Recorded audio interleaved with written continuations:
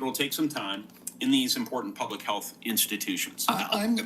Through radical transparency, I'm going to make the reason people don't trust the public health agencies is because they haven't been trustworthy. And you gave the example of COVID. At the beginning of COVID, everybody was rushing to get that vaccine. We had over 90% vaccination uptake. Yes, sir.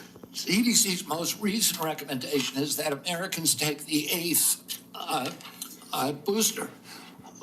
Only 23% of Americans are complying. That means 77% of Americans no longer trust CDC, and that is the problem. Yes, sir. In the absence of full information, I think agree with you, but I want your response. Might it make sense to share that absence of full information with the American people, that uncertainty? I think one of the things by observation and experience that I saw during the pandemic was we had certain prominent doctors appear on television and indicate, no, you absolutely must not wear a mask. 2 weeks later, it's yes, you must wear a mask. But they were certain. And they even demonized people for not following the latest science, knowing there's a high level of uncertainty in that science. Would a measure of humility and, as you say, radical transparency demonstrates humility, help rebuild trust over a period of years? Absolutely. We need to tell Americans what we don't know. We need to make sure studies that reach a null hypothesis are also published. And that doesn't happen. Sir, I think you are right about why healthcare costs are so high in the first place. The answer is indeed chronic disease. 90% of our healthcare spending goes towards managing it, as you say in your open statement.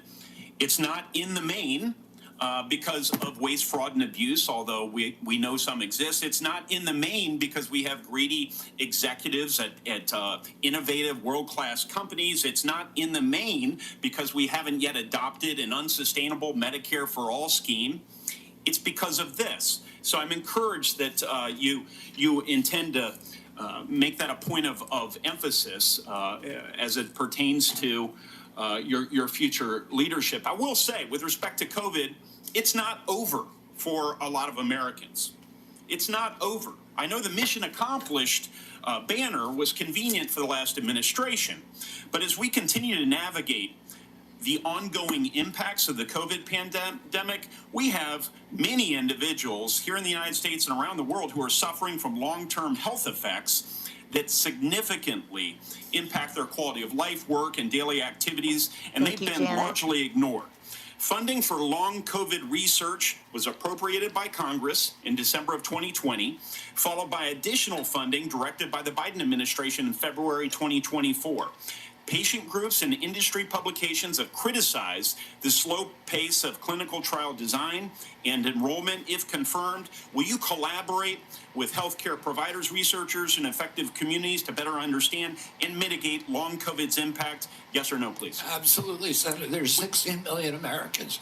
Will you commit to prioritizing long COVID research and integrate this work into broader healthcare policies? Yes or no, please? Yes.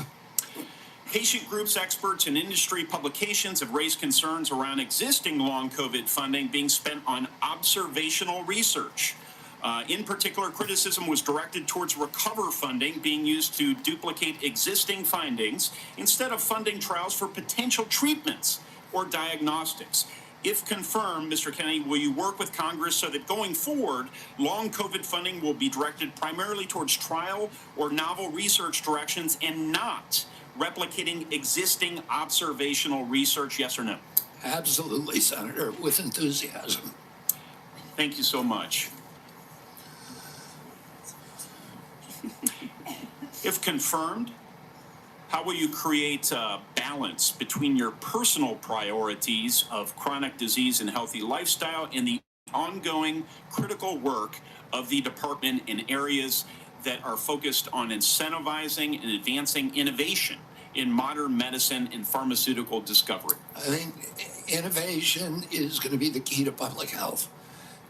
And we have a unique opportunity now in history because of AI, because of telemedicine, and because of the quality of people that are now coming to HHS to actually save public health, but it's all going to rely on innovation, and I don't want to do anything that inhibits or impairs the pace of innovation. That's encouraging.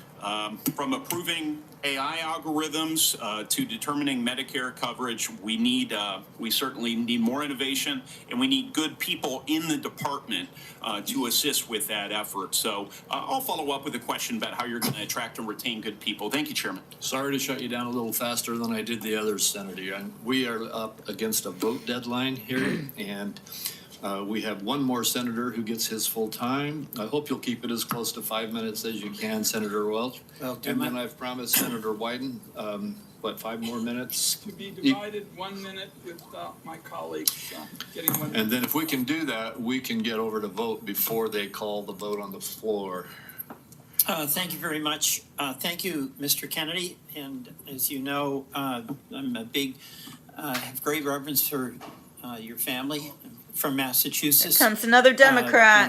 When I got out of college, I was in the first class. Gonna of rake Robert him over Kennedy the Fellows, coals. the memorial created by your family to honor the service of your father. And the That's right. community organizing RFK and, Jr. comes from the good south- stock. in the west side of Chicago. And I certainly admire your energy in your effort here and desire to serve. You know, there's a couple of things In the Trump that are really administration, important add here. that one. This is not just about a debate on vaccines. It's a debate about the qualifications, experience, and priorities as to the person that will head Health and Human Services. And it's not Better just than the about last what your answers guy. are today or what the questions are. It obviously has a lot to do with your whole record and your whole history. You know, your sister in her letter, or pardon me, your cousin in her letter said, you've always been charismatic, able to attract others through the strength of your personality, willingness to take risk and break rules. That's, I guess, an attribute, but it can be a danger. The question I fundamentally have is whether your willingness to disrupt and maybe break rules is going to be dangerous and destructive. The character questions we didn't go into here, but there's some sketchy things you've acknowledged. Your history with heroin, you've gotten over that. But there's incidents that do, I think, concern the question of whether the stability is there to be in charge. Look of at him. He this can't major even believe they're organization. questioning him And like that's this. compounded by my concern that you don't have any experience managing a large organization, that you don't have any experience in government. So those are things that have to be taken into account. But the issue for me is also priorities. A lot of your engagement in health has been on vaccines, big important issue. You actually disagreed, as I understand it, with President Trump about Operation Warp Speed. I think President Trump deserves a lot of credit for Operation Warp Speed. He knew we had to get a vaccine. And these other issues about a mask and whether you should wear it, whether when you got your groceries, the bag had to be left outside. Remember that in the very beginning? Those are incidental to the core question that the president believed we had to have a vaccine. And you contested that. That worries me. That really deeply worries me. The other questions, Senator Cassidy asked you some questions about our healthcare system. I happen to believe that our healthcare system is profoundly broken. And it's not just about the chronic illnesses. That's about our diet. That's about our exercise. But we are getting premium increases in Vermont of 20% a year, 25% a year. And it's busting the bank for taxpayers. It's busting the bank for our wonderful Vermont employers who care about having health insurance that they can provide to their employees. Senator Cassidy asked you a couple of questions about how you would reform Medicaid, and I didn't hear an answer. You mentioned that you thought Medicare Advantage was good. You have a good plan. No focus on what an incredible ripoff was reported in the Wall Street Journal by United Healthcare, which was marketing Medicare Advantage and then paying doctors and nurses where they had assignments essentially to diagnose illnesses that didn't exist. So they made billions and billions of dollars. And I've seen nothing coming out of the Trump administration, and I've seen nothing coming out of your advocacy that is going after what is a rampant abuse by the insurance companies and overcharging people and not doing the job. And by the way, the United Healthcare people, when they did that, they overdiagnosed. When the person really got sick, they dumped them. They dumped them. Go to the nursing home on your own. That's a broken healthcare system. We spend the most and get the least. And I think there should be collective anger about this on both sides, because all of our people are dependent on that healthcare system. And you're going to be working for a president who's on a lawless rampage right now, okay? He has done something reckless with the pardons to these cop beaters. I'm appalled by that. But Oh my God, I that's can't just even believe reckless. it, this man. That's not illegal. He's impounded money. So right now, the Medicaid website Annie. went down. He's impounded money. So the community health centers that Senator Warner was talking about are up in the air as to what they can do. Do you believe that a president can impound money that has been appropriated by Congress? Senator, let me answer the question about Medicare first.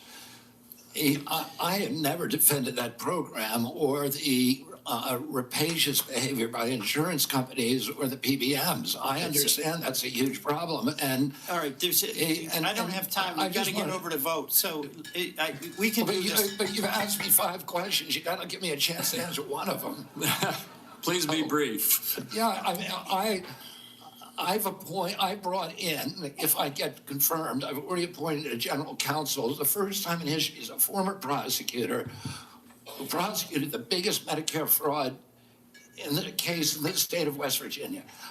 I brought in a prosecutor for that job instead of a bureaucrat, precisely Hey, Kimberly. to address the important issues So that you brainwashed. raised here. The only reason I didn't talk about these before is because I wasn't asked about them. What about- I agree with you 100%. All right, what about impounding, a president impounding money that, among other things, goes to healthcare? And you're saying that that's illegal? That's correct.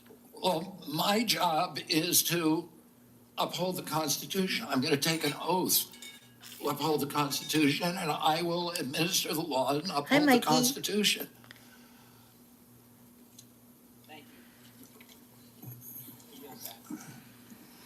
Mr. Chairman, I believe under what we've discussed, I control 5 minutes. I'm going to take one and give one to each of my 4 colleagues that remain. Where's the gender confused individual who had the job before this? Thank you. Where's that We have very person? little time.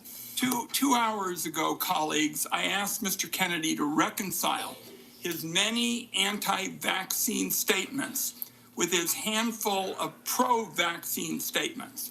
Instead, he gave us a word salad and ducked the issue.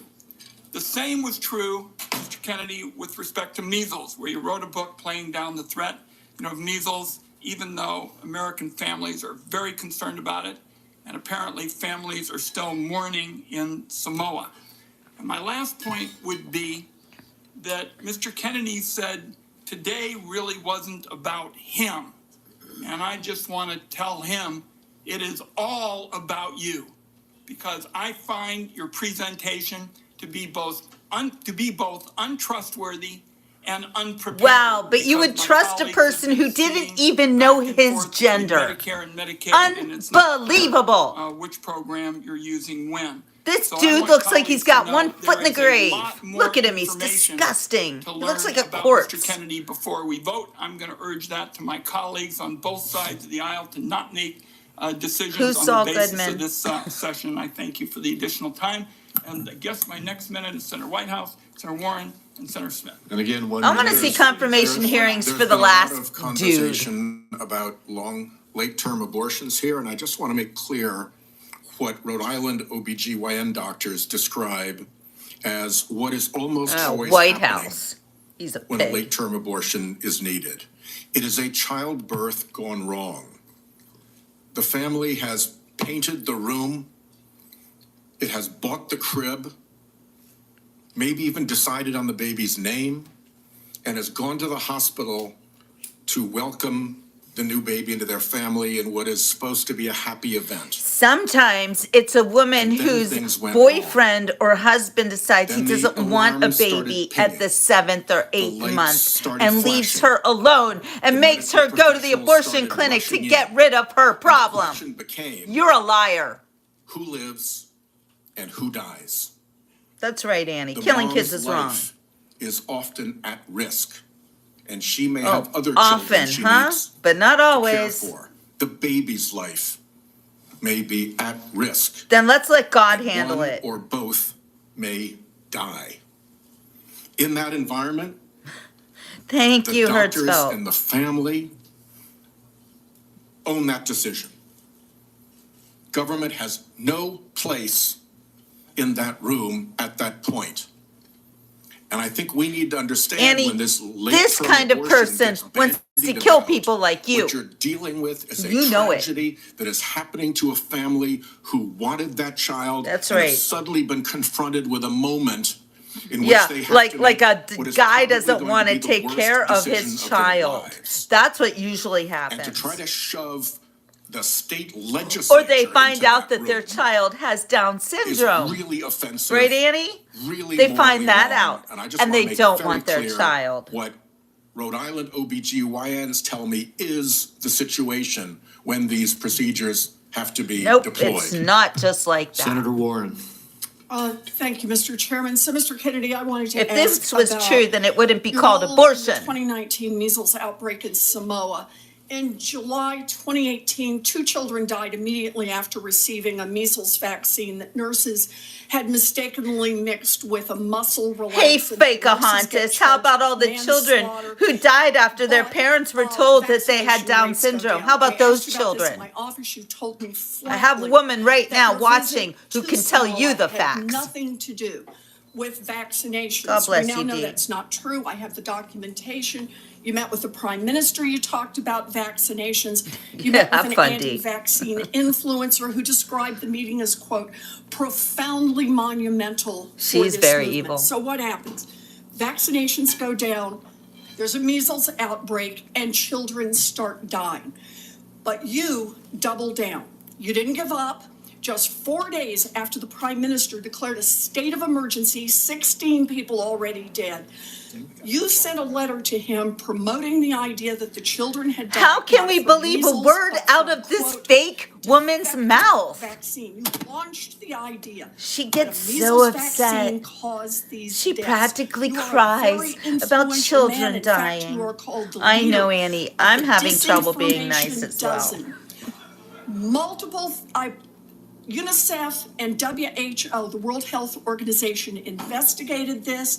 They say the claims are false. And we should It's believe not them. biologically possible what you claimed, and yet ultimately more than 70 people died because they didn't get vaccines. So my question is, do you accept even a scintilla, just even a sliver of responsibility for the drop in vaccinations and the subsequent deaths of more than 70 people?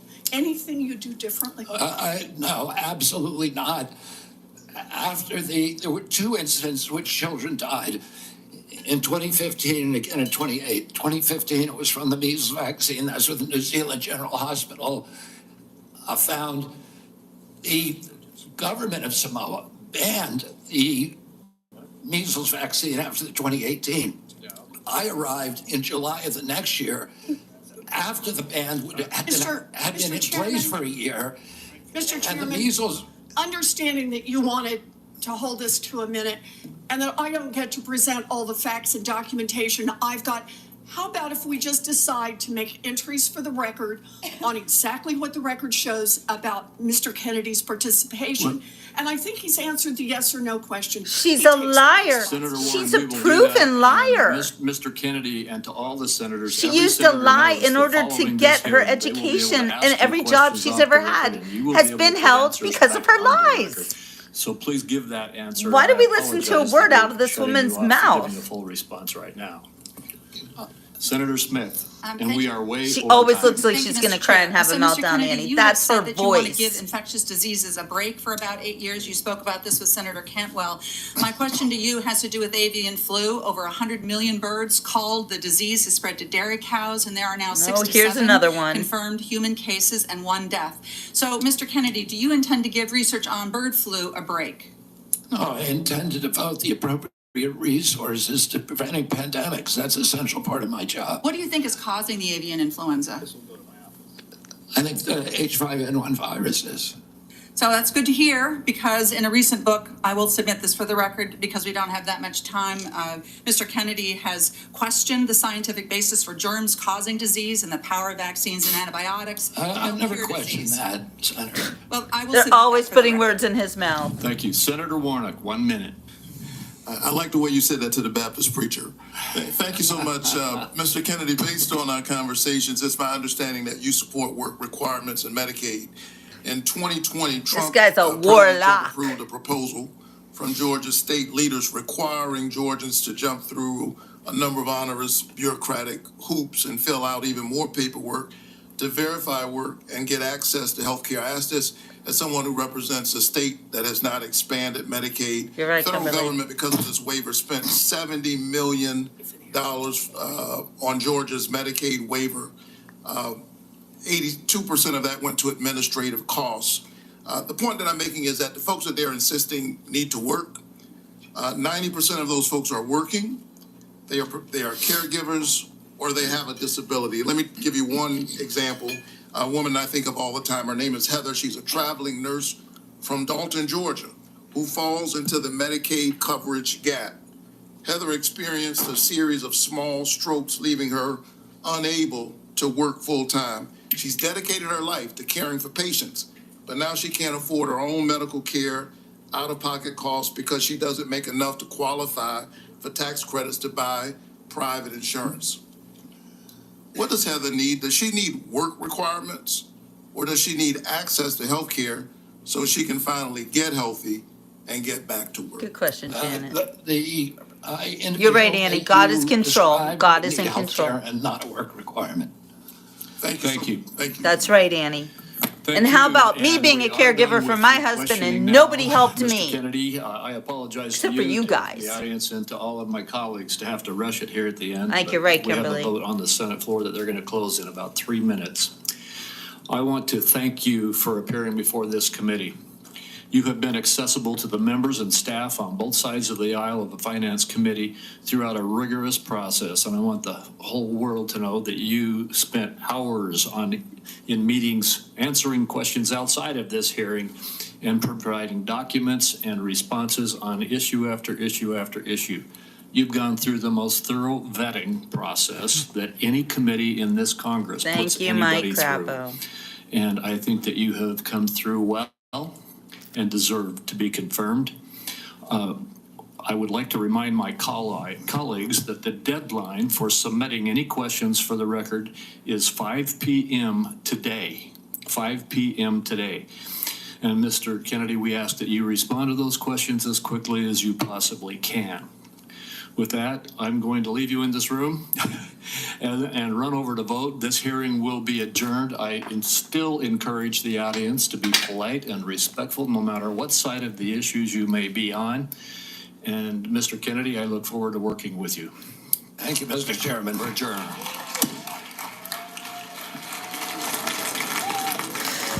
Wow.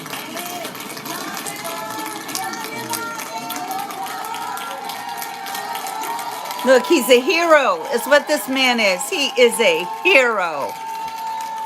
Just like his father and his uncle before him. These people have given their life for this country. And he wants to make America healthy again.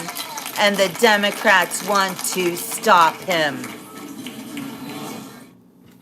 If you missed any of today's confirmation Oops, hearing sorry. for HHS Secretary nominee Ron. So I'm sorry I didn't come in earlier on that. I've been having a really bad morning. I'm very deep in my morning. Morning. It's morning, so I'm morning. It's not even morning anymore, but I was having a really hard time getting out of bed today. And that'll happen when you lose a love of your life. So anyway, I still believe in my country. I still believe not just in Make America Great Again, but Make America Healthy Again. And that is actually a topic that is so close to my heart. You have no idea. And Annie, I love you so much. And you have been there with me since Ray entered hospice. And you have been there with me this whole time. And you are one of those people that I fight for because, like me, we came into this world and certain people didn't want us. They didn't want me because my parents weren't married. And, back in 1965, babies from unwed mothers were not the people that, whatever. They called us names, all that stuff. I didn't get called any of those names because I was given up for adoption on the day I was born. I had my parents ready and waiting for me on the day I was born, and I was very lucky. Very lucky. Annie was born, and Annie, I don't know when your parents found out that you had a genetic mutation, abnormality, whatever it's called. But I'm so grateful to them that they didn't look at you like you were going to be different, so let's get rid of you. Because that's how they look at people who come into this world not perfect to two parents, looking, having no genetic problems or anything, No, you can't look at people like that because God doesn't make mistakes. Repeat after me. God doesn't make mistakes. And with that said, everything that's happening in this world today is also because God doesn't make mistakes, because he needs us to see the truth. Janet says we need more people that have put their lives on the line for this America and kick out the ones that never served or sacrificed their lives for us all. We all watched President Trump nearly give his life for this country. They found out. And Annie, right, and Annie has a brother too. So your parents are amazing. And they understood that God was giving them a true gift. Thank you, Kimberly, and you're beautiful too. Jason says we need to remember not just our politicians, but our parents who bore at us and kept us there as their God bless you. Hear me? Okay, it's okay. Jason, I get what you're saying. That's right. Thank God for your parents.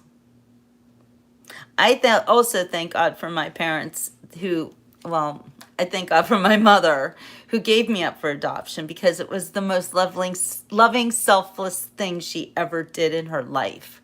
And I respect her for that. Big time. Big time.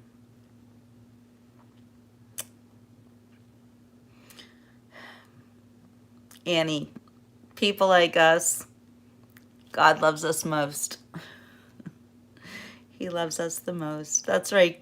God put me and my brother here for a plan and a purpose in this world so they can learn from us. People with special needs bring so much joy in people's lives. And Annie, I've never set my eyes on your beautiful face in person. I do know what you look like. I've seen your picture. I do know your soul. And I don't even need to be in the same room as you to feel your energy and your spirit and your strength. And you're right, Janet, those people, those Democrats with those warped views and their disgusting approach towards life. You know what? I'm going to look for the confirmation hearing for the previous Health and Human Services Secretary. I'd really like to see how that went down. Don't you? Aren't you questioning a person who is our Health and Human Services Secretary, and he doesn't even know what gender he is. Don't you wonder about that? A grown man wearing makeup and literally looking like a pig in lipstick. I mean, for real, that's what this man looked like. It's what he looks like to this day. And not just what he looks like, because I don't judge people on how they look, unless they look crazy. Then you have to. But not just what he looks like, but he was literally promoting the mutilation of our nation's children. Just because he's got to screw loose, he wants to put that all on our nation's children. And he says, a guy that's all the Medicare that we need got, oh, you know, and that's true. Medicare with all the special language therapy, right? All the stuff you have to go through because of your disabilities, because it's a lot of different things that you have to deal with.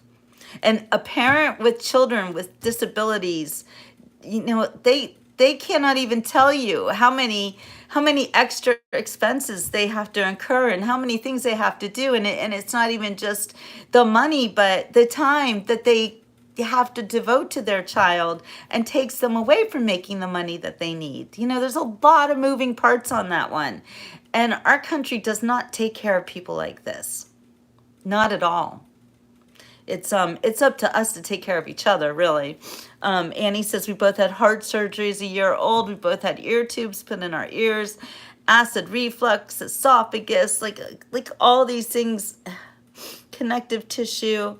And her older brother is a Lutheran pastor and has 7 kids, and his wife is a nurse. That's fantastic. Do I sound like I'm from Australia? I'm not. I'm an American girl raised on promises. Yeah, it's bad. But, you know, it's people like Annie. It's people like Kimberly's granddaughter. You know, sorry, those are the people that we have to protect in this world. And RFK Jr. wants to protect these kids. And, you know, something like right before I was filming this, the Democrat before was going on and on about the drugs that people take to fight depression. And, you know, RFK Jr. is like, not everyone does well on those drugs. And it's a fact that some of those drugs actually make people go crazy. And there have been murders because they like get homicidal when they take these drugs. And it's not even their fault. Whenever you hear about somebody like they're just hanging out and then all of a sudden they turn into a stabbing person, and kill someone, that's usually those SSRIs. I don't like big pharma. I don't like drugs that are manufactured by scientists who have learned how to make us addicted. Or doctors who claim that drugs like OxyContin are not addictive and are super good for helping you with your pain, when it turned out to be the exact opposite was true. Cannot trust any of these drug pushers. Your drugs should come from your food. Food is medicine. Food is good for you. Of course, when they start altering it with chemicals and everything, then we live in this world. We live in this world where everyone has a chronic disease. And everybody's taking medications and having side effects and then having to deal with the side effects. So I want RFK Jr. to make America healthy again. We need somebody to admit what's been going on in this country. I'm writing a book about it because I left this country in 1990 in search of a place where my future children would not be drugged or given horrible food to eat. So I moved to Switzerland. And I was right. And my children grew up in Switzerland for the first several years of their lives, eating healthy food, living in a safe, quiet community. And then I had to bring them back here. But you know what? That good start in life. I think my kids are healthier than most American kids. Annie says other life-limiting diagnoses, estimates suggest that around 80% of pregnancies with a prenatal diagnosis of life-limiting condition end in abortion, and this includes conditions such as I can't really say it, trisomies, I think, 13, which is what Annie has. Yeah, you shouldn't play God. Oh, trisomy, it's trisomy 18, okay. It's like, Down syndrome, anything. I know a family, actually wrote about them in my book, and I've written articles about this family. I always kind of joke that I'm the family documentarian anyway. They've been through a lot and lost one of their brothers in Afghanistan, and then the father of this child was actually also hurt in Afghanistan, but they had like 7 or 8 children. Anyway, the wife got pregnant and found out that her little girl was going to be Down syndrome. And she was devastated for a little while. Oh, Alice, yay, woo woo, we got another member, yay, I love it. Thank you, Alice, thank you so much. Thank you, Annie, as well. So anyway, my point is that this little girl, after her parents got over the shock of her having Down syndrome or being Down syndrome, she right away rallied and was like, we're just gonna love her. The doctors told her to get rid of it, and she's like, they were like, no. And that little girl is the best part of their family. And I know in my own case, sorry, I was 30 when I gave birth the second time to my son. And prior to his birth, the doctor said, you're a little old. You're a little bit old here for this. And we would like to do an amniocentesis on you. And I said, why? And what's that going to do? And they said, then we can see if your child has Down syndrome because you are of this age. And I said, and then what? And they said, then you can make an informed decision. And I said, informed decision about what? I really wanted them to say these words about whether you keep your baby or not. And I looked at them and I said, get your needle away from my baby, because there is always a risk with amniocentesis. It's like sticking a needle, you don't know where it's going to land. There's a baby in there. I mean, I guess they can do it with ultrasound or whatever. I don't know, and I don't care. I was not going to risk my baby's even half a percentage point by checking to see if he had Down syndrome. And I said to God, if you're going to give me a baby with Down syndrome, I will accept that gladly. I will feel honored. I also would like a healthy baby, but no matter what you give me, Lord, I will love this baby. And I named him Beloved of God for this reason. So, yeah, Annie's parents just wanted to know how to take care of you because they love you. Yeah. Oh, that's the test your mom had. So, I gave birth to a healthy baby boy. But if he had had any kind of disability, then I would have done like Annie's parents and said, what do I do now? Moving right along. This is my baby. Anyway. All right, you guys. Like I said earlier, I'm having a kind of a hard day. And thank you so much, Alice, for becoming a member. And with that said, if I get enough memberships, well, not enough. I'm getting this, I think that she's number 7. So my membership list is growing slowly but surely. And my members will now be able to get let me do and record and do lives and stuff that maybe I wouldn't do for people who don't have a stake in my show. Every time you get a membership, it's really not, it's like what, not even $5 for the shark thing is like $6, $7. It's not that much money, in the big scheme of things, but it means a lot to me. And I don't even get all the money because I got to share it with YouTube. So, you know, it's a way of you showing me that you're serious and that you love the Beach Report, and that when I make content, when I do lives, when I even send you videos, when I make shorts, all that stuff, you know, I do this from my heart. And there are some things I just don't want to share with people who don't know me and don't care about me and will troll me. So I really appreciate it. Just saying, I really appreciate it. If you can't afford it, I get it. I'm not begging anybody to, you know, to send money for me. It's also for YouTube because that's the platform, and I do appreciate that I'm able to do my shows on YouTube. I love that. Annie says, I would not let my disability define who I am. My doctors keep telling me that I don't want my disability to define who I am. Yes. Yeah. You are a daughter of the most high power in the world. So, of the king of the universe. And that's fantastic. So,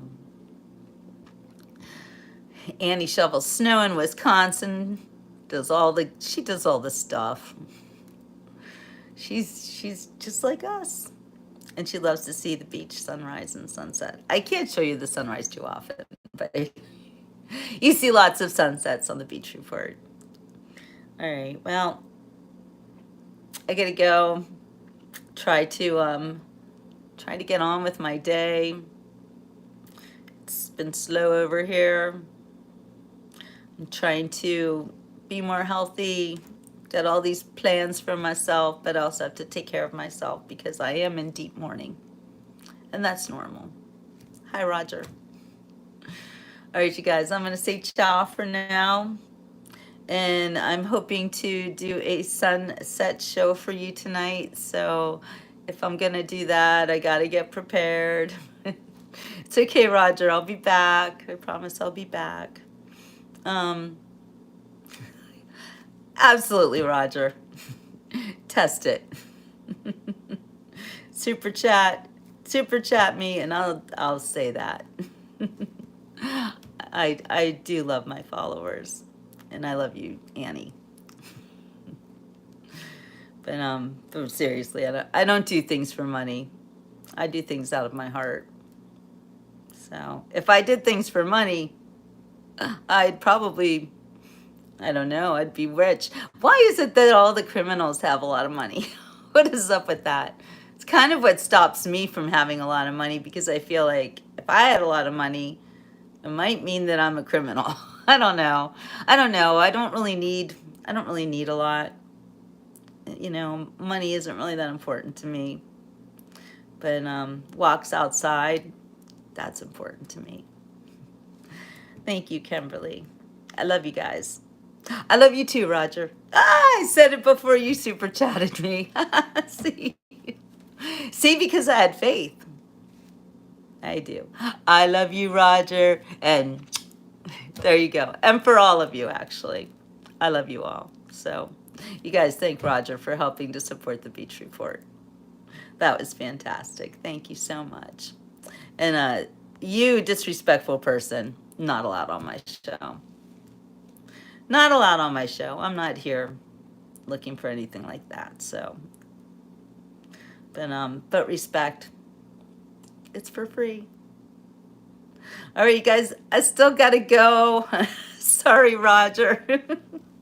But thank you so much. Wait, now Ginger's on. Oh my gosh. Thank you guys. And now Quentin's on. Oh my, all my favorite people are coming on. Because of you, Roger, you did this. You made me wait. See how God works?